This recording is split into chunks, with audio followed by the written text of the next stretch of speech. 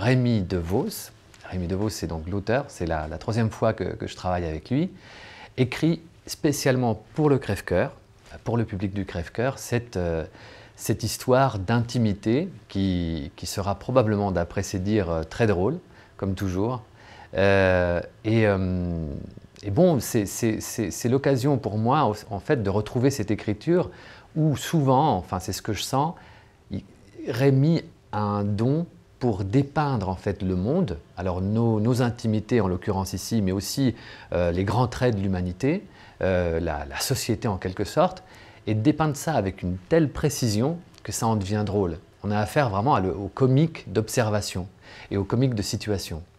Et j'ai très envie de voir arriver la pièce, parce que pour une fois, on commence à entrer dans la partie autobiographique chez Rémi. C'est un texte qui, je crois, le touche beaucoup.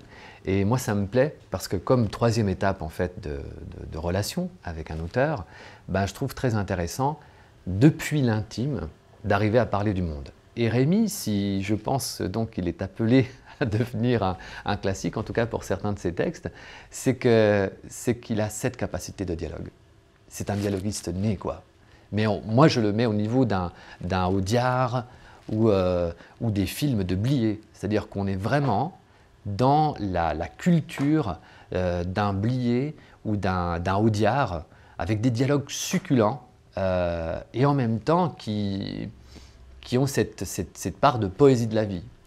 Très sincèrement, ce qui me réjouit beaucoup, effectivement, c'est les dimensions du crève-cœur. J'ai rarement pu travailler dans cette intimité. J'apprécie énormément les grands espaces, mais ici c'est une très grande petite salle. Donc à mon sens, il y aura moyen de trouver vraiment le bon rapport festif, heureux, de partage en fait de conscience sur la vie et je sais pas, qu'on passe un moment avec les personnes qui viennent au Crève-Cœur, un moment de fête où on célèbre l'humain.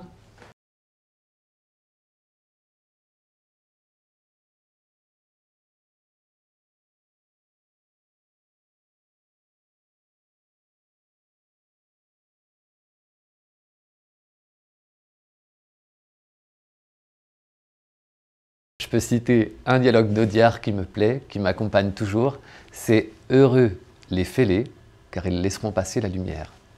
Et je pense que vraiment on va être dans cet esprit-là dans la pièce.